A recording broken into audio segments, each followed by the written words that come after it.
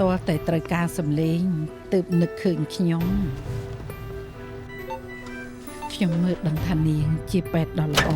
ក្នុងដៃខ្ញុំមានលិខិតផ្ទេរអំណាចរបស់វ៉ាងស៊ីវលីនខ្ញុំនឹងចេញសម្លេងជំនួសខ្ញុំថានាងចេញសម្លេងជំនួសអ៊ំខ្ញុំមិនបានទេព្រោះថ្ងៃនេះអ៊ំខ្ញុំក៏ចូលរួមប្រជុំជាមួយដែរលើលោកនេះអ្នកចិត្តដិតជាមួយខ្ញុំជាងគេក៏មានតែជីឆាំងសម្លេងរបស់ខ្ញុំនៅតែសម្រេចចិត្តលើកឲ្យជីឆាំង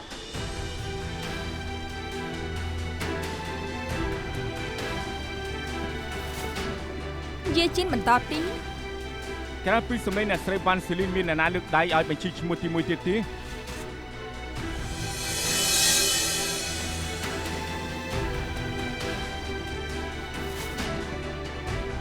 បានលើសពាក់កណ្ដាលសូមអញ្ជើញទាំង3នាក់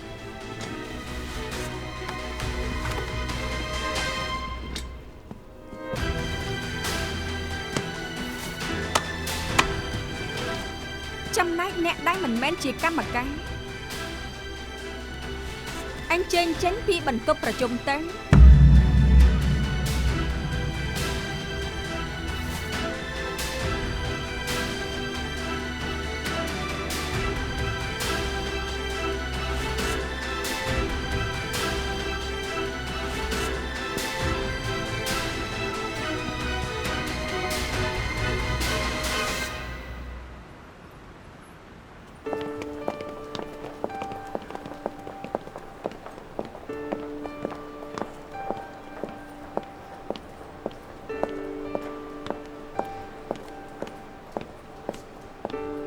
ហេតុអីបានជកត្រឡប់មកវិញអញ្ចឹង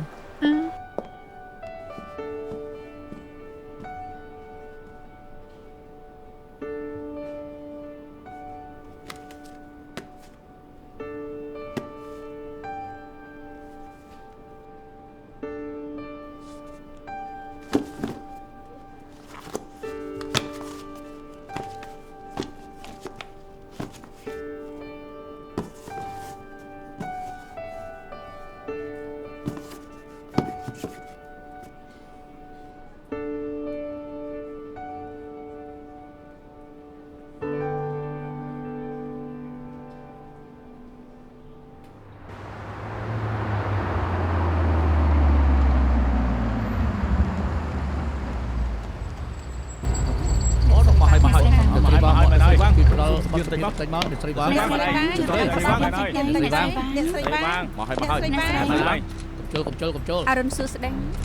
លើថាតាំងពីអ្នកស្រីឡើងធ្វើជាអគ្គនាយកមានការកែប្រែឋានៈគ្រប់គ្រងអញ្ចឹងជួយតបបន្តិចបានទេ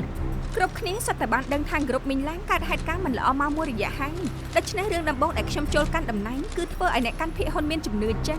អរគុណហើយមានតម្រុយថាចង់ផ្លាស់ប្ដូរអ្នកគ្រប់គ្រងអ្នកស្រីចង់ដេញដុកទ័រតង់ចេញពិតមែនណាមែនបុគ្គលិកដែរទេជួយឆ្លើយតបជួយចង់ដឹងដែរជួយបកស្រាយបន្តិចបានតបបន្តិចមកថ្ងៃនេះមិនទាន់ចង់តបរឿងផ្ទៃក្នុងក្រុមទេមានការផ្លាស់ប្ដូរបុគ្គលិកដែរទេទាំងអស់គ្នាហត់ហើយជួយតបបន្តិចទៅអ្នកស្រីវ៉ាងជួយតបបន្តិចទៅអ្នកស្រីវ៉ាងអ្នកស្រី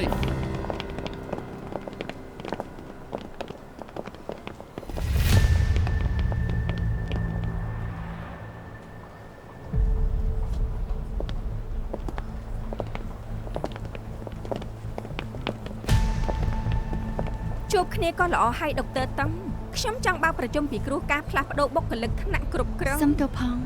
ខ្ញុំចាប់ផ្ដើមឈប់តាំងពីថ្ងៃនេះសិនសមមកច្រើនឆ្នាំហើយបានឈប់ប្រហែល2ខែច្បាប់សម្រាប់ផ្ញើឲ្យហើយ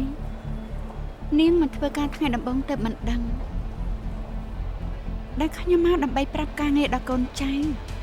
មានការងារបន្ទាន់អីចាំអស់ថ្ងៃសម្រាប់សិន2ខែទៀតមកវិញសង្កត់គ្នា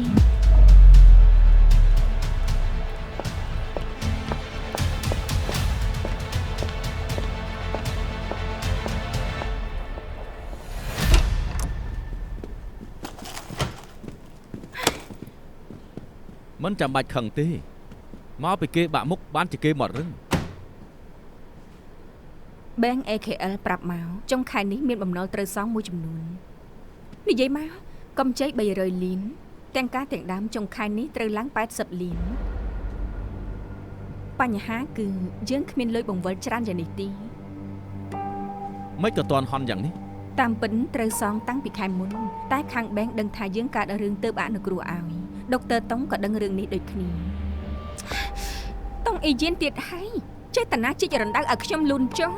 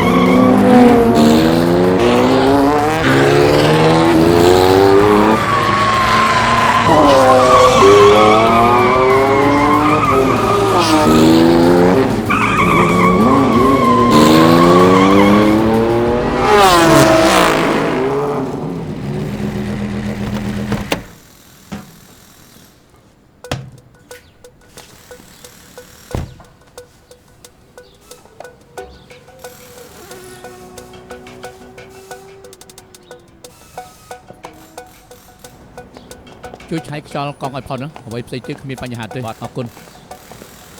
ហើយនាងប្រកាយបើកឡានណា តែក៏ចាញ់លោក អរគុណតែមិនដឹងហេតុអី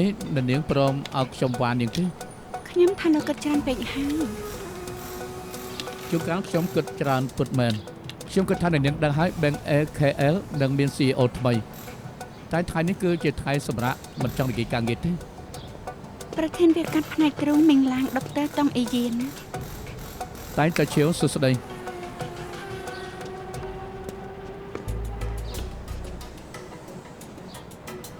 អូខេយើងនិយាយគ្នាបាននាងជាតំណាងមីងឡាងមកចរចានឹង AKL មកសុំពជារឿងឡើងបំណុលចម្លើយនៅតែជាមិនបាន ខ្ញុំគ្រាន់តែចង់មកប្រាប់ថាខ្ញុំមានវិធីជួយឲ្យលោកទិញមីងឡាងបានដែលសំខាន់ប្រើត្រឹម 60% នៃតម្លៃទីផ្សារខ្ញុំនឹងចង់តម្លៃភាគហ៊ុនមីងឡាងឲ្យនៅទាបជាង$2ពេលលោកទៅទាបបំណុលមីងឡាងនឹងដកបំណុលជាភាគហ៊ុន AKL នឹងបានភាគហ៊ុនមីងឡាងក្នុងតម្លៃទាប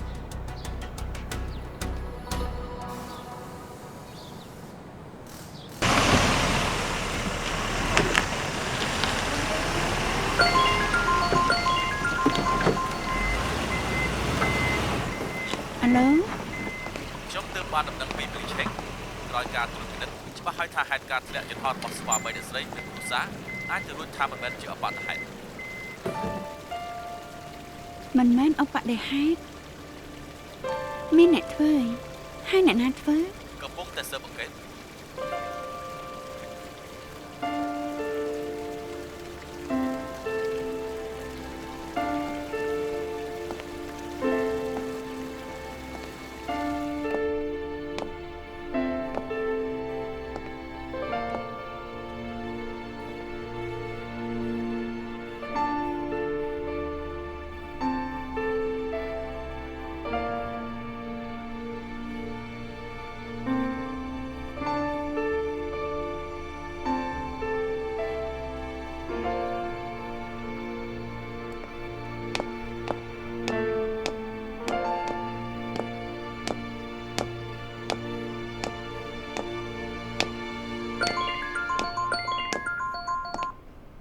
វិនឌីដុកទ័រតុងរូបថតដែលដុកទ័រផ្ញើមកបានកាហើយទីកន្លែងនៅក្នុងរូបជាសន្តាគារនៅក្នុងក្រុងសាន់ហ្វ្រាន់មើលតាមកំណត់ត្រាសន្តាគារនៅថ្ងៃទី10ខែ6ឆ្នាំទៅមិញនៅថ្ងៃទី20ខែ2និងថ្ងៃទី5ខែ4ក្នុងឆ្នាំនេះអគ្គនាយកវាងបើកបន្ទប់តែមួយលើថាទៅសិក្ខាសាលាវិទ្យាសាស្ត្រតែមានជួបមួយមានមនុស្សស្រីម្នាក់ចុះបញ្ជីស្នាក់នៅបន្ទប់តែមួយស្រីម្នាក់នេះបានទទួលផ្កាមួយបាច់ឈ្មោះអ្នកទទួលគឺលូនប្លូឃើញច្បាស់ណាស់ថាប្រើឈ្មោះคล้ายៗ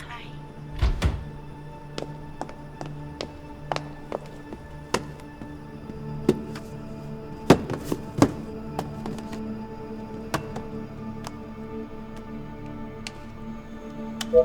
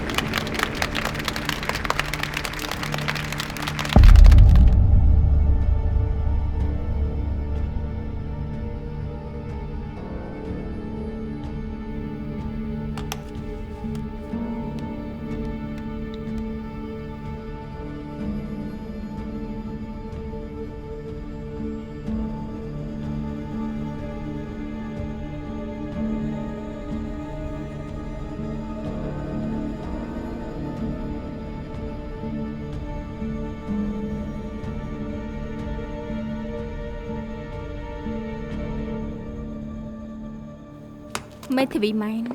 អ្នកនាងខានត្រឡប់ទៅផ្ទះច្រើនថ្ងៃហើយតាមពិតការងារទាំងនេះក៏មិនបន្ទាន់ដែរអ្នកនាងត្រឡប់ទៅសម្រាប់សិនទៅល្អទី ខ្ញុំមិនអីទេពីមុនធ្វើការងារយឺនចង់តាមឲ្យតាន់ជីឡូសុំកាហ្វេមួយកែទៀត ចាបាន អរគុណ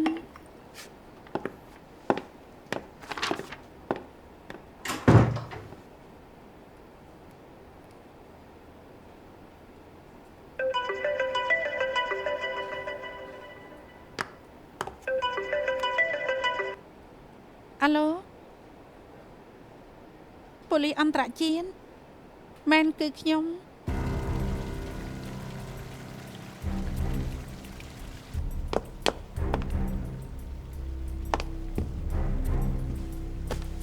សួស្តី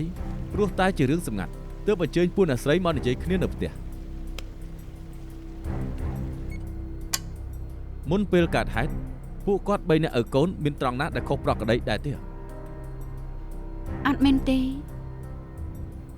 ដុកទ័រតុងតើមានគំនិតយ៉ាងម៉េចខ្លះទៅលើជនល្មើស មានរឿងមួយដែលខ្ញុំមានការសង្ស័យ តាមដែលអ្នកស្រីជ្រាបមួយរយៈនេះពួកគាត់មានទំនាស់ជាមួយនរណាដែរទេ ប្តីរបស់ខ្ញុំមិនដែលមានទំនាស់ជាមួយអ្នកណាទេគ្មានអ្នកណាចង់សម្លាប់គាត់ហើយគាត់ក៏មិនចង់សម្លាប់អ្នកណាគួរតែសួរថាអគ្គនាយកស្លាប់ទៅអ្នកណាបានប្រយោជន៍ច្រើនបំផុតអ្នកណាទៅការចូលត្រកូលវាងអ្នកណាចង់ចែកទ្រព្យសម្បត្តិអ្នកនោះហើយជាជនល្មើស អគ្គនាយកវាងនិងលោកវាង2នាក់ទៀតទំនាក់ទំនងពួកគាត់នឹងគ្រួសារយ៉ាងម៉េចខ្លះដែរទៅ ពេលខ្លះល្អពេលខ្លះអាក្រក់ជាទូទៅគ្រួសារគឺបែបនេះបើសិនជារឿងនេះមិនមែនជាឧបទ្ទហេតុតែជាថ្វីដៃមនុស្សខ្ញុំមិនដឹងពិតមែនខ្ញុំគិតថាទោះអ្នកណាក៏អាចខ្លាចជាជនល្មើសបានដែរមិនថាអ្នកណាក៏អាចកុហកបានទាំងអស់ គ្រប់គ្នានៅក្នុងផ្ទះនេះនឹងសហការក្នុងការស៊ើបអង្កេត ត្រូវរំខានពួកអ្នកនាងហើយ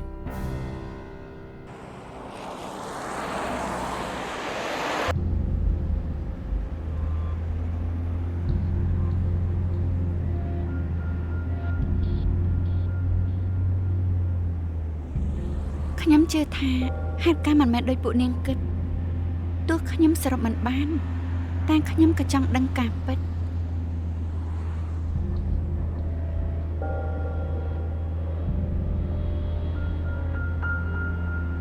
្នុងបណ្ដាញសង្គមមានព័ត៌មានថារោងចក្រឱសថរបស់ម្លេងឡាងគឺប្រើក្រុមខ្លែងៗគឺសូមអគ្គនាយកបោកស្រាយបន្តិចខាងរោងចក្រប្រមូលយកទំនិញវិញដែរទេ សុំទៅផងថ្នាក់លើប្រាប់មកថាអគ្គនាយកមិនទាន់ឲ្យសម្ភារទេចេញទៅវិញសិនទៅ ពេលមកវិញក៏បានកាដូធំ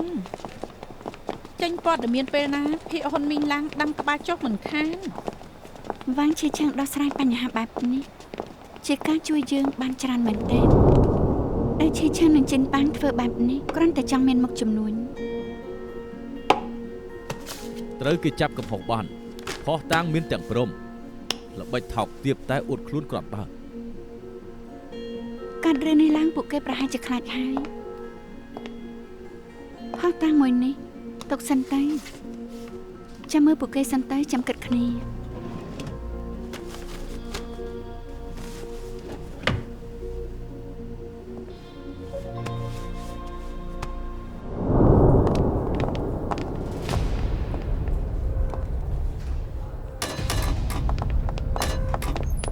ពាក់ព័ន្ធនឹងព័ត៌មានដែលកើតឡើងថារោងចក្រឱសថមីងឡាំងយើង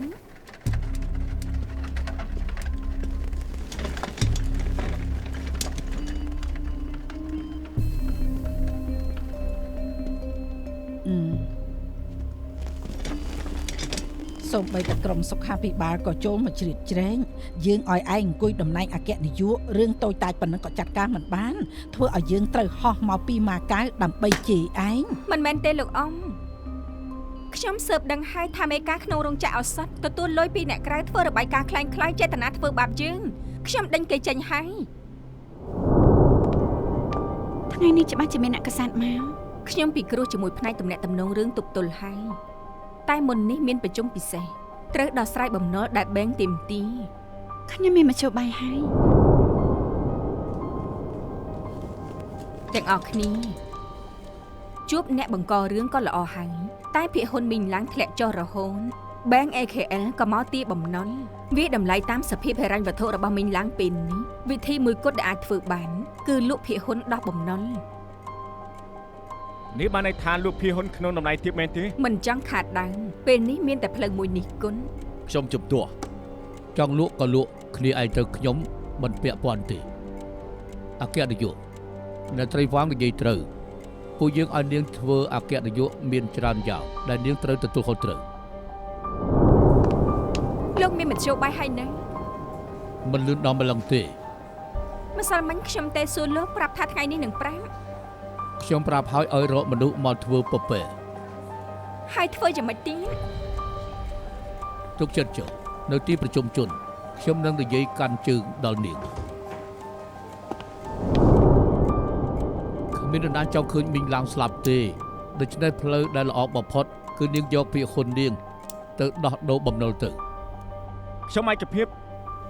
អ្នកកាន់ភាគហ៊ុនភាគច្រើនបំផុតគួរទទួលខុសត្រូវចំពោះរឿងនេះ ពួកលោកពូកែតែយករួចខ្លួនបង្ខំឲ្យខ្ញុំចុះចាញ់មែនទេ សុំទោស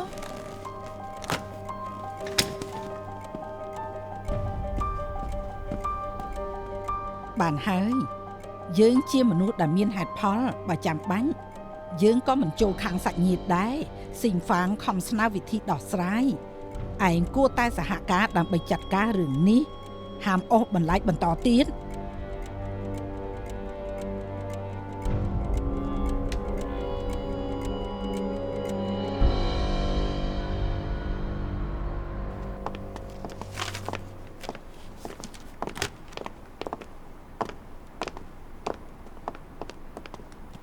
ធ្វើតាមនេះចុះ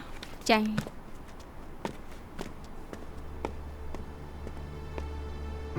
និយាយគ្នាពី3ម៉ាន់គេកិច្ចមិនផុតទី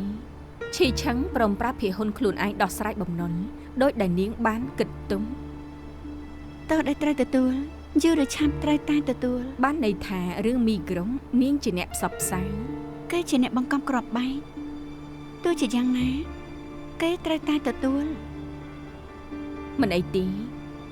ក្រោយពីឃ្លាបំណុល AKL ហើយខ្ញុំជឿថានាងមានវិធីធ្វើឲ្យភាគហ៊ុនមីងឡាំងផ្ទុះឡើងវិញបាន ខ្ញុំឲ្យអ្នកជំនាញលំដាប់អន្តរជាតិត្រួតពិនិត្យហើយមិនយូរទេនឹងចេញមកកែព័ត៌មានថាមេក្របរបស់មីងឡាំងគ្មានបញ្ហា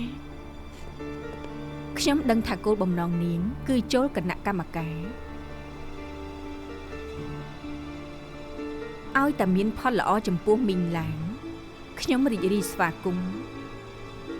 ខ្ញុំនឹងចូលទៅឲ្យបានតែជាដំបូងត្រូវមានអ្នកថោចេញមក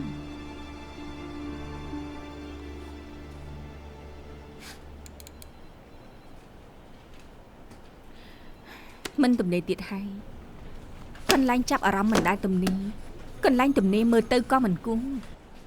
រៀបចំព្រឹត្តិការណ៍ប៉ុណ្ណឹងមិនក៏ពិបាកម្ល៉េះ ខ្ញុំមានរឿងល្អចង់ប្រាប់លោកវៃសៀវថាំងមានកម្រងបរិច្ចាគប្រាក់ឲ្យមូលនិធិយើងទៀតហើយ មហាសេដ្ឋីសិង្ហបុរីហ្នឹងឯង ល្អគាត់មានឥទ្ធិពលក្នុងវិស័យនយោបាយនិងជំនួញបានគាត់ឧបត្ថម្ភមូលនិធិមីងឡាំងរាល់ឆ្នាំមិនចម្លែកទេ ដែលមូលនិធិយើងមានកេរ្តិ៍ឈ្មោះថិតថេរបានយូរ លោកខើសបុតនៅវណ្ណាលោកអស់ហើយដល់យើងឲ្យកក់ពីជួរនោះកក់រួចហើយទៅដូរសបុតយន្តហោះយើងទៅឆាប់នេះបាទ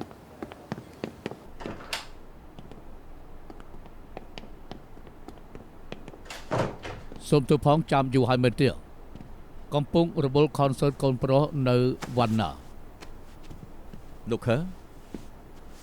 លោកបាននិយាយថានឹងជួយប្រពន្ធខ្ញុំប៉ុន្តែលោកបែរជាឲ្យគេធ្វើជាប្រពែទៅវិញតើបានន័យថាម៉េច វាជាលទ្ធផលពួកបងកម្មតាមផ្ដំទី វិធីដែលខ្ញុំឲ្យទៅវាល្អបំផុតហើយតែពួកលោកចាត់ការមិនបានល្អពេលកើតរឿងខ្ញុំក៏ជួយមិនបានតែក៏មិនចាំបាច់ត្រូវជួយស្ថានភាពនៅពេលនេះនិយាយកាន់ជើងនាងនៅទីប្រជុំជនគ្មានផលល្អចំពោះនរណាទេគាត់ក៏មានហេតុផលគាត់ដែរអូនកុំខឹងអីអូនសម្លាញ់មីងឡាំងបានប្រកាសរបាយការណ៍អ្នកជំនាញលំដាប់អន្តរជាតិឲ្យរដ្ឋាភិបាលនិងអ្នកកាសែតបានដឹងហើយពេលនេះភាគហ៊ុនឡើងវិញហើយលេចអីហើយណាអូនសម្លាញ់ តង់អ៊ីជីននេះចូលរកមនុស្សទាំងល្អទាំងអាក្រក់ ចូលក្នុងគណៈកម្មការខ្លួនឯងមិនបានតែក៏ត្រូវរកវិធីបញ្ជូនគ្នារបស់គេចូលមក បញ្ជូនគេចូលមកអី Bank AKL ទិញភាគហ៊ុនមីងឡាងហើយនិងបញ្ជូនគ្នាចូលមកក្នុងគណៈកម្មការចុងអ៊ីយៀននៅតៃតើឈៀនគឺធ្លាប់ជួបគ្នានៅទីលានប៉ុណ្ណឹងឡើយពីរអ្នកនេះពាក់ព័ន្ធជាមួយគ្នាពេលនេះគេធ្វើបានសម្រេចហើយប្រយ័ត្នស្រីម្នាក់នេះបានល្អទៅ ខ្ញុំខ្ជិលស្ដាប់ណាស់សងជីវិតដ៏រឹងមាំមកឲ្យខ្ញុំហើយខ្ញុំនឹងទៅវាងឈីឆឹងបងសន្យាថាសងជីវិតដ៏រឹងមាំឲ្យខ្ញុំទើបខ្ញុំព្រមលេងមកដល់ពេលនេះ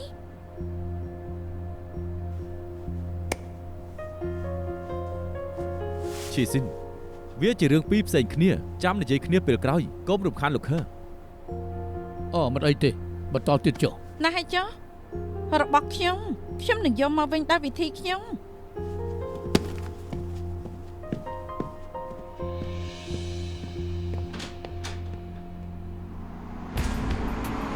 មកហើយ មកហើយ លោកវិញសូមថតមួយមកលោកវិញ សុំថត មកហើយលោកវិញ ថតមួយ វិញតែមកមែនហើយ លោក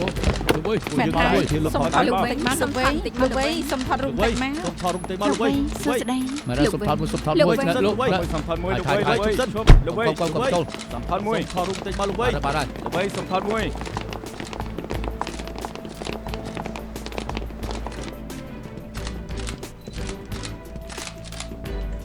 ពិធីរបស់ជើងកំពុងតែចាប់ដើមហើយ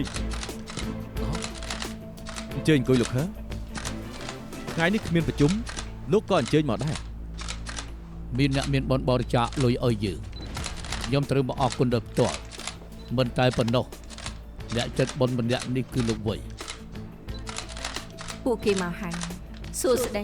ស្វាគមន៍ទាំងអស់គ្នាដែលមកចូលរួមពិធីបរិច្ចាគប្រាក់ឲ្យមូលនិធិមីងឡាំង ថ្ងៃនេះយើងមានកិត្តិយសដែលបានអញ្ជើញលោកវៃសៀងថាំងមកចូលរួមពិធីដាច់តន់សូមគោរពអញ្ជើញលោកវៃ ខ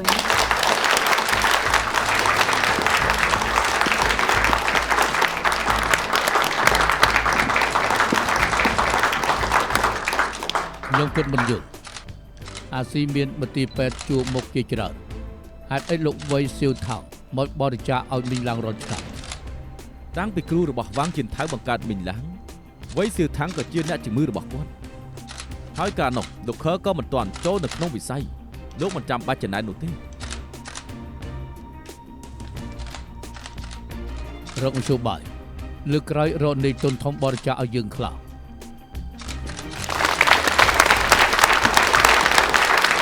នឹងពិធីសប្បាយចិត្តណាស់ដែលបានមកទីនេះម្ដងទៀតបានអ្នកបុគ្គលិកចាស់មានអ្នកបុគ្គលិកថ្មីថែមបុគ្គលិកនៅតែសម្បូរបែបដដែលហើយចំពោះវិញដែរឆ្នាំនេះគឺជាឆ្នាំដែលលំបាកតែក៏បានពិសោធន៍ភាពជាអាជីពរបស់ក្រុមការងារ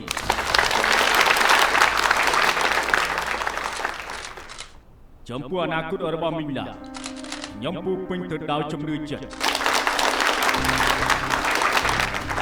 ទៅត្រៀមបន្ទប់វាកាន់ អរគុណលោកវៃ សិនតើ លោកវិញមកខាងនេះមកបាទសុំថតមួយ ថតមួយលោកវិញលោកវិញហើយអានេះមកលោកវិញ លោកវិញ ជុំសិនលោកវិញមកជើញទៅលោកវិញលោកវិញជុំសិនមែនហើយលោកវិញជុំសិន មិនអីទេសុំទោសអរគុណ លោកខើអ្នកធំពិបាកចូលរកបន្តិចហើយតែកុំបារម្ភអីត្រូវតែមានឱកាសពួកឯងចាំនៅចដាវយុទ្ធថ្មី បាទ ច្បាយ លោកកើតអីលោកវិញ ត្រូវលាក់រឿងសុខភាពលោកវិញជារឿងសម្ងាត់ច្បាយ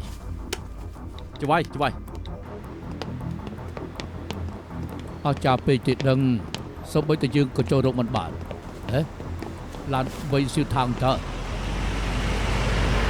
តែក្នុងឡានអត់មាននោះ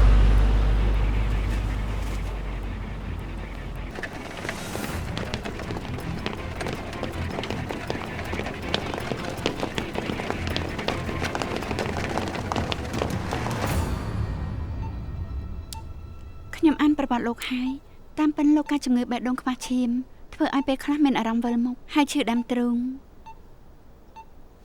សូម្បីតែខ្ញុំក៏មិនដឹងថាកាត់អីដែរសំដងឲ្យតែនឹងភ្នែកមុតមើលឃើញនោះ ខ្ញុំគិតថាលោកត្រូវតែវះកាត់ភ្លាមប្រើសន្ទះបេះដូងសិប្បនិមិត្តពេលនេះបន្ទប់វះកាត់ត្រៀមព្រមហើយ នាងគឺជាអ្នកវះកាត់ដែរ ពិតប្រាកដណាស់ ចាប់ទៅកាយតារាងការងារ បាទ ជាទូទៅប្រើពេលវះកាត់រយៈពេល3ម៉ោងរយៈពេលសម្រាប់ក្រោយវះកាត់3អាទិត្យ ខ្ញុំជឿជាក់លើនាងប៉ុន្តែបើព័ត៌មានដែលខ្ញុំដេកពេទ្យបែកធ្លីទៅនោះនឹងប៉ះពាល់ដល់តម្លៃក្រុមហ៊ុនខ្ញុំជឿមិនខានខាងមិញឡាំងក៏ទទួលខុសត្រូវមិនរួចដែរ ពួកយើងដឹងរឿងនេះច្បាស់ណាស់លោកមិនបាច់បារម្ភទេយើងនឹងរក្សាការសម្ងាត់ឲ្យបានល្អក្រៅពីអ្នកនៅក្នុងនេះនិងអ្នកទទួលខុសត្រូវវះកាត់ធានាថានឹងគ្មានអ្នកផ្សេងដឹង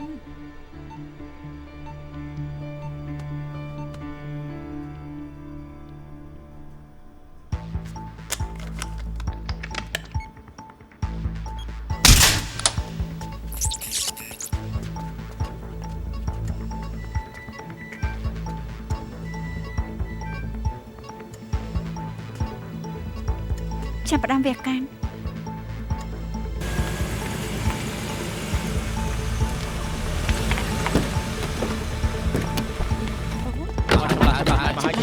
អូយចូលមកតាមវិញ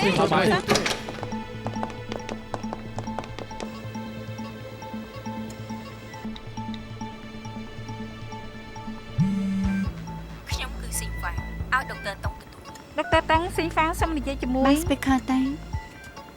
ពេលនេះក្រៅមន្ទីរពេទ្យមានអ្នកកសែងខ្ញុំថារឿងដែលលោកវៃវះកាត់បែកធ្លាយចេញទៅហើយ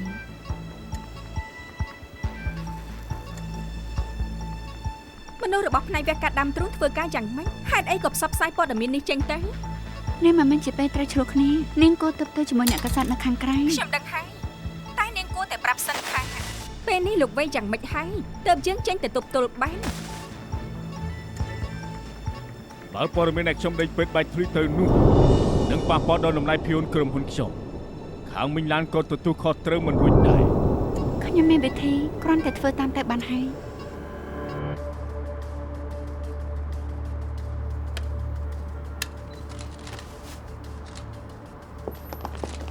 មកហើយ តែសុំថត តែ មួយ មានរឿងអីកើតឡើងឲ្យប្រកាសទៅថាជាធ្ងន់ធ្ងរឬអត់ទេជួយប្រាប់ខ្ញុំបានទេឃើញចូលទៅក្នុងយន្ត ត្រូវធ្វើ3យ៉ាងទី1បញ្ជាពេលឲ្យបាន1ម៉ោងទី2សូមឲ្យខាងគ្រួសារលោកវៃអនុញ្ញាតទី3ប្រកាសអក្ខរៈលោកវៃថាសម្រាប់ពេទ្យពិនិត្យសុខភាពស្អែកទៅផ្ទះវិញធ្វើតាមតារាងការងារចាស់បានមានអ្វីខ្ញុំត្រូវទទួលខុសត្រូវខ្លួនឯង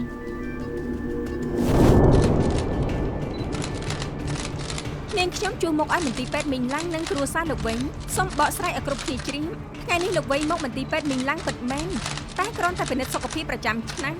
លទ្ធផលដែលចេញមកល្អមែនទេថ្ងៃស្អែកនឹងបានចេញពីមន្ទីរពេទ្យហើយតារាងការងារដែលមានស្រាប់ហើយនឹងដំណើរការតាមធម្មតាសង្ឃឹមថាគ្រប់គ្នានឹងមិននាំគ្នាស្មានប្តេជ្ញាផ្ដាច់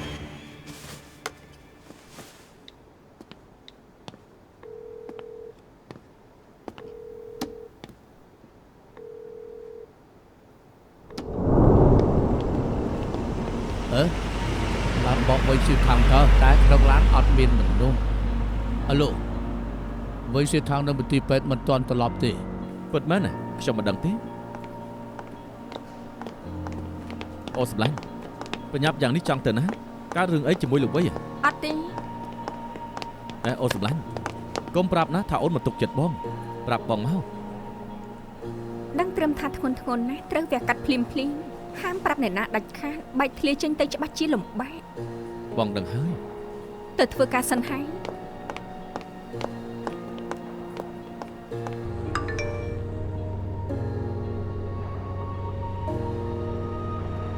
នេះ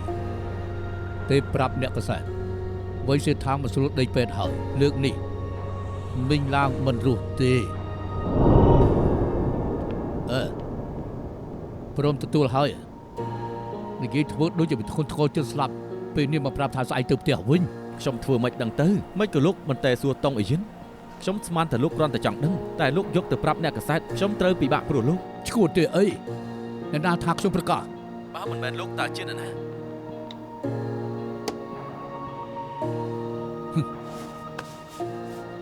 យើងមិនជឿទេជឿជិតស្លាប់ទៅហើយអាចចេញពីពេទ្យបានទៀតមនុស្សរាប់រយឃ្លាំមើលចង់ដឹងថាលាក់បាំងយ៉ាងម៉េច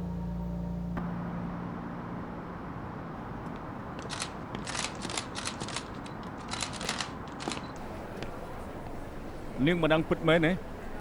ប្រាប់ហើយថាមិនដឹងគេបញ្ជាពួកយើងដុកទ័រតុងហាមអ្នកណាចូលបន្ទប់អ្នកជំងឺគ្មានអ្នកណាដឹងថាគេបានធ្វើអីខ្លះ បើចង់ធ្វើមិនមែនថាមិនបានតែជីវិតរបស់គេមានតម្លៃរាប់សែនលានបើកើតការឆ្លោះឆ្លួយស្រីម្នាក់នេះមិនរស់ទេ បងបារម្ភខ្លួនឯងសិនទៅ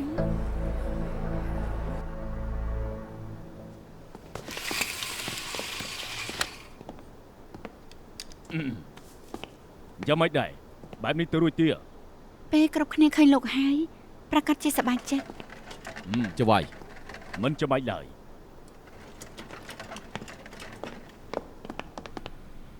ពេលនេះម៉ោង 10 តាំងពីបើកផ្សារម៉ោង 9 ភាគហ៊ុនក្រុមហ៊ុនលោកធ្លាក់ចុះខ្លះសន្និសីទកសែតម្សិលមិញនេះជួយមិនសូវបានតែពេលលោកដើរចេញទៅហើយឲ្យអ្នកកសែតឃើញសភាពលោកនៅពេលនេះធានាថាតម្លៃភាគហ៊ុនច្បាស់ជាមានលំនឹងចំណាយរឿងវះកាត់ធ្វើ bypass ខ្ញុំដឹងហើយក្រៅពីគូសាររបស់ខ្ញុំអនុញ្ញាតសូបបំពង់ឈាមបណ្ដោះអាសន្ន វាជាវិធីទប់ទល់បណ្ដោះអាសន្នចាំឲ្យខាងក្រៅអស់ការសង្ស័យហើយដោះស្រាយបញ្ហានៅក្រុមហ៊ុនបានហើយសម្ដែងចាប់ហើយលោកត្រូវឆាប់មកវិញខាងយើងនឹងឲ្យលោកចូលមន្ទីរពេទ្យបែបស្ងាត់ស្ងាត់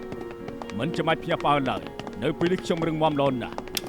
ចាប់ពីពេលនេះទៅពេលវេលាចាប់ផ្ដើមរាប់ថយក្រោយអាការៈបេះដូងលោកមានការស្រុតចុះហើយអាចមានគ្រោះថ្នាក់បានគ្រប់ពេល ខ្ញុំនឹងធ្វើតាមនាងប្រាប់នាងការពារក្រុមហ៊ុនខ្ញុំបាទខ្ញុំក៏ត្រូវការពារជីវិតខ្ញុំដែរ លោកវៃមានរឿងមួយខ្ញុំចង់ឲ្យលោកបានដឹង មកហើយចេញមកហើយចេញមកហើយ លោកវៃចេញមកហើយចេញមកហើយ វៃខាងនេះមួយវៃឈប់សិនចូលមើលមកខាងនេះវិញវៃអាចនិយាយបានទេ ខ្ញុំមកគូអ្នកគ្រប់គ្នាដែលបានបារម្ភពីខ្ញុំ24ម៉ោងកន្លងមកនេះក្រុមគ្រូពេទ្យមីងឡាមើលថែខ្ញុំពិតជាបានល្អខ្លាំងណាស់លទ្ធផលបានចេញមកគ្រប់យ៉ាងគឺប្រកក្តីដោយការប៉ាន់ស្មានទាំងអស់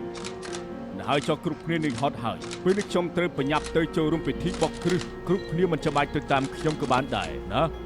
បែបនេះបានន័យថាសុខភាពរបស់លោកគ្មានបញ្ហាទេមែនទេ មែនហើយលោកខ្ញុំឈប់សិនវៃគាត់ទៅអីលោកពូជិះទៅ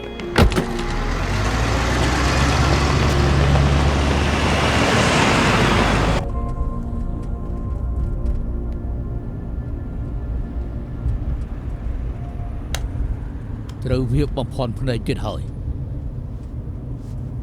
លោកហ៎លោកចង់ទៅនៅវណ្ណាយូរប៉ុណ្ណាដែរធ្វើមិនដឹងទៅលុយហុយនៅយូរប៉ុណ្ណាយើងក៏នៅយូរប៉ុណ្ណឹងដល់ហើយចុះផ្ដល់ពេលវេលាឲ្យកូនចាំចប់ concert ហើយចាំត្រឡប់មកលេងបន្តទៀតលុយហុយចូលចិត្តហូប seafood កក់ភោជនីយដ្ឋានល្អបំផុតឲ្យផងបាទលោក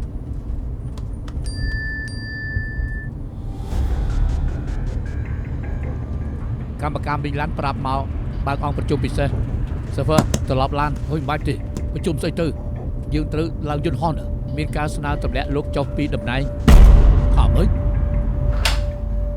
អ្នកណាហ៊ានទម្លាក់ខ្ញុំ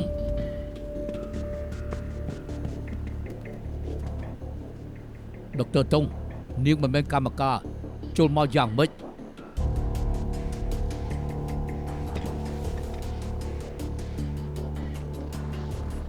ព្រោះខ្ញុំមកបកអាក្រាតលោករឿងដែលលោកវិជំងឺបេះដូងធ្វើទុកលោកប្រាប់រឿងទៅអ្នកកសែតខ្ញុំក៏ជាពីហ៊ុនរបស់មីងឡើងខ្ញុំធ្វើបាបខ្លួនឯងធ្វើអីលោកខេងសុំទោសផងពួកយើងមានផុសតាងលេខាលោកឆាតជាមួយនឹងអ្នកកាសែត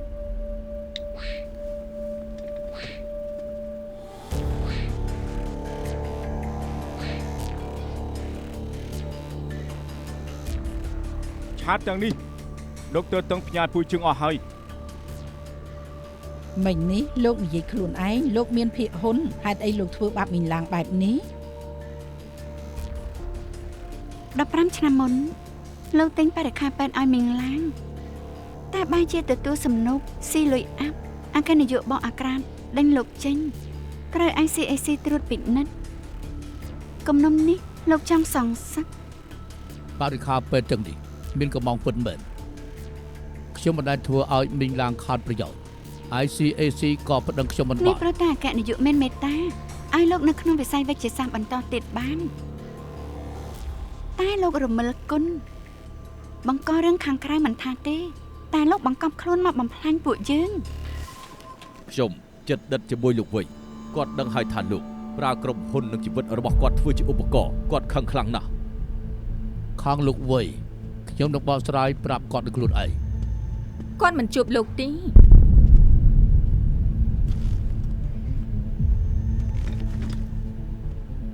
លោកវ័យចេញមកដាក់សម្ពាធខ្ញុំក្នុងនាមជាអគ្គនាយកគិតថាលោកខើយ៉ុងឆឹងចាំបាច់ត្រូវចេញពីគណៈកម្មការមានរឿងមួយដែលខ្ញុំចង់ឲ្យលោកដឹងខ្ញុំសឹបដឹងហើយថាអ្នកណាជាអ្នកផ្សព្វផ្សាយរឿងសម្ងាត់អ្នកជំងឺជារឿងធ្ងន់ធ្ងរណាស់គ្រាន់តែលោកបញ្ជាមួយម៉ាត់ខាងអ្នកគ្រប់គ្រងនឹងធ្វើតាមបញ្ជាលោកចាត់ការយ៉ាងដាច់ខាតមនុស្សម្នាក់នេះតើជាអ្នកណាអ្នកដែលឯកភាពនឹងការទម្លាក់លោកខើលើកដៃឡើងខ្ញុំសូមប្រកាសទម្លាក់គ្រប់តំណែងរបស់ខើយ៉ុងឆឹងក្នុងគណៈកម្មការភ្លាម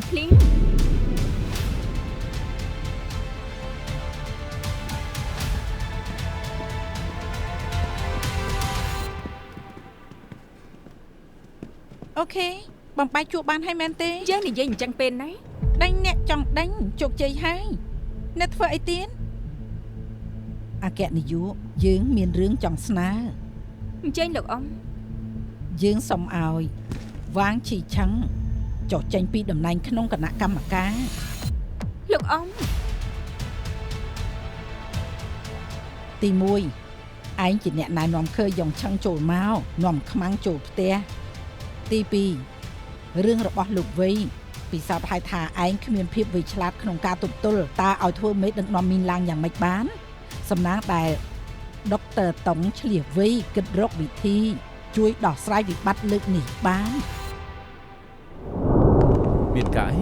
រឿងលោកវ័យខ្ញុំប្រាប់បងតែម្នាក់មិនបានជាអ្នកកសែតដឹងបងក៏មិនដឹងបងប្រាប់តែខើយ៉ុងឆឹងតែម្នាក់បងឈួតទេអីប្រាប់គេធ្វើអីកុំខ្លាចអីទោះជាត្រូវគេផ្សព្វផ្សាយក៏គ្មាននរណាដឹងដែរត្រូវដែរទេ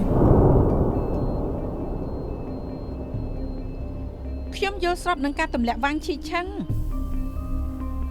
អគ្គនាយកត្រូវទទួលខុសត្រូវខ្ញុំក៏ដូចគ្នាខ្ញុំដឹងខ្លួនថាមិនពូកែស្មាតដុកទ័រតុងមិនចេះលេងនយោបាយក្នុងមន្ទីរពេទ្យខ្ញុំសូមស្នើទម្លាក់ខ្លួនឯងល្អបើអញ្ចឹងយើងមាន2នាក់ហើយវាងឈីឆឹងជាមួយវាងឈីស៊ីនចេញពីគណៈកម្មការលើកដៃចេញសម្លេង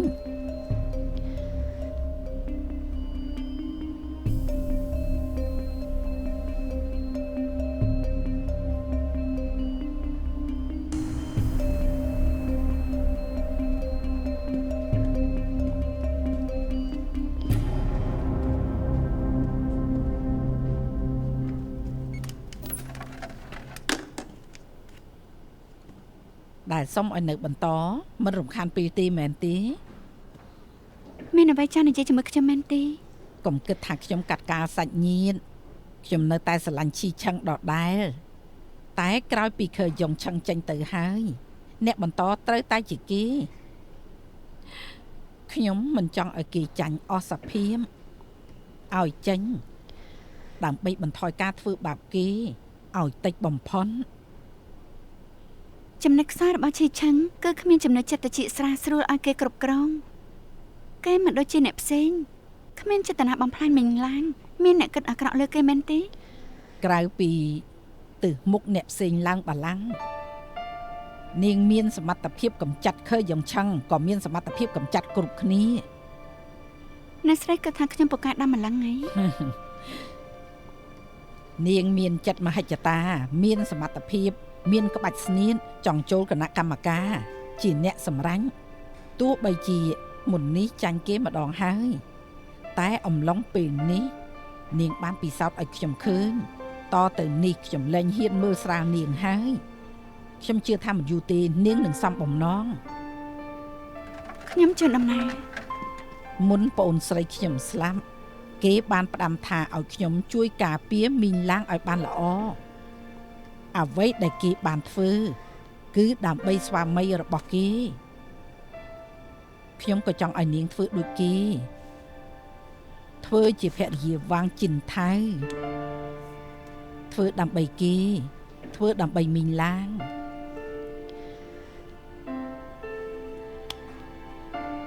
កុំព្រួយអីដរាបណាមិញឡើងស្ថិតនៅក្នុងដៃខ្ញុំគ្មានថ្ងៃរលំដាច់ខាត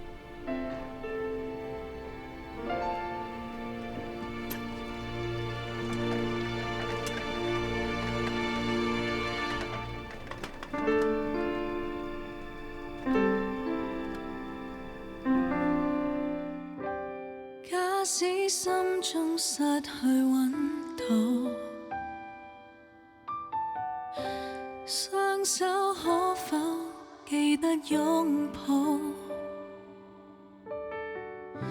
漆黑的天空，理想仍然未望到。